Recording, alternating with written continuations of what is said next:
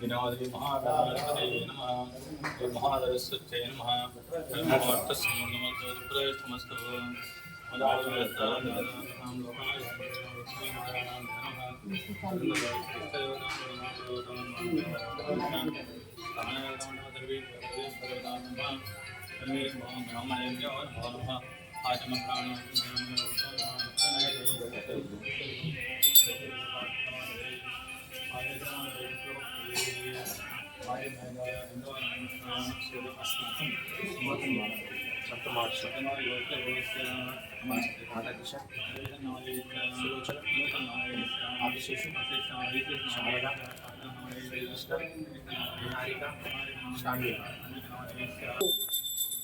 అయ్యప్ప మాల వేసుకొని దాదాపు 50 రోజులు జగిత్యాల నుంచి శబరిమల వరకు పాదయాత్ర చేసినటువంటి స్వాములు వీరు ఏ జన్మలో ఏ పుణ్యం చేసుకున్నారో కానీ వీరికి అవకాశం లభించింది.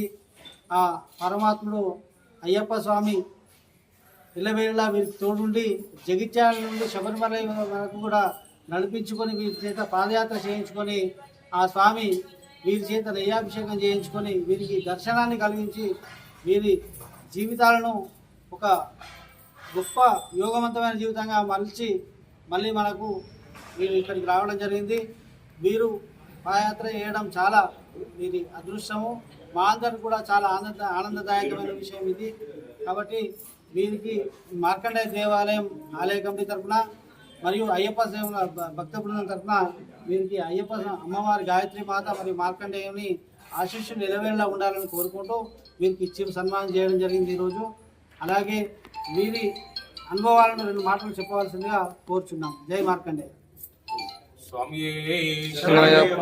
జగిత్యాల నుంచి 14/10/2024 మహాపాదయాత్ర స్టార్ట్ చేసి 30/11/2024 మహాపాద ముగించుకొని ఆ శబరిమల మహాపాదయాత్ర పులిమేర క్షేత్రంలో దట్టమైన అడవుల్లో మహాపాద చేయడం చాలా ఆనందంగా సంతోషంగా ఉంది.